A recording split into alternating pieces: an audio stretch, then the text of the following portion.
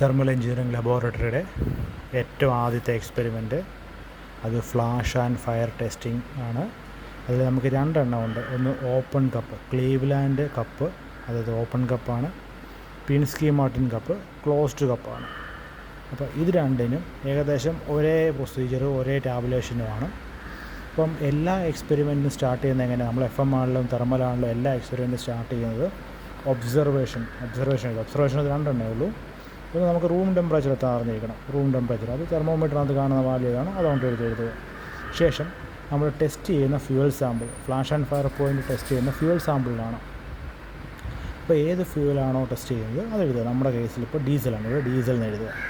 ശേഷം നോക്കി samples temperature, flash or fire, രണ്ട് കോളം.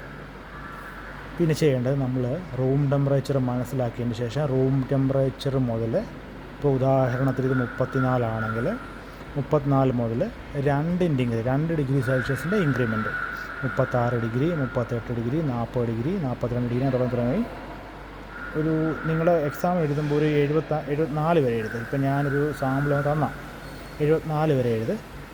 ശേഷം എക്സ്പെരിമെൻറ്റ് ചെയ്യുമ്പോൾ ആദ്യത്തെ 34, 36 ഒരു ഫ്ലാഷോ ഫയറോ കാണിക്കുകയില്ല. അപ്പം നോ ഫ്ലാഷ്.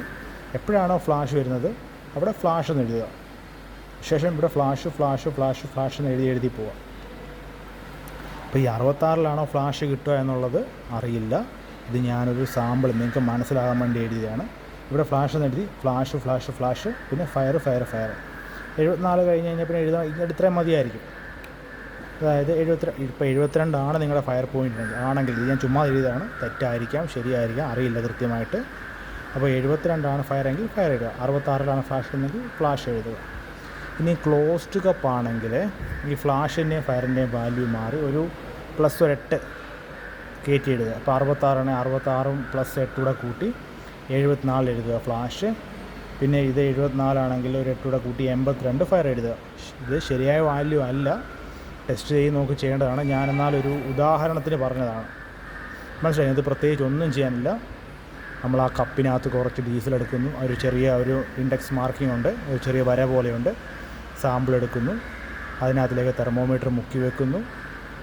ശേഷം ഹീറ്റർ ഓൺ ചെയ്യുന്നു. പിന്നെ ഒരു മെഴുകുതിരിയും ഒരു തീപ്പെട്ടിക്കൊള്ളിയും ഉരച്ച് അതങ്ങോട്ട് ഇൻട്രൊഡ്യൂസ്, മുട്ടിക്കരുത്, ഇങ്ങനെ കൊണ്ടുചെല്ലുക ചെയ്യാവും.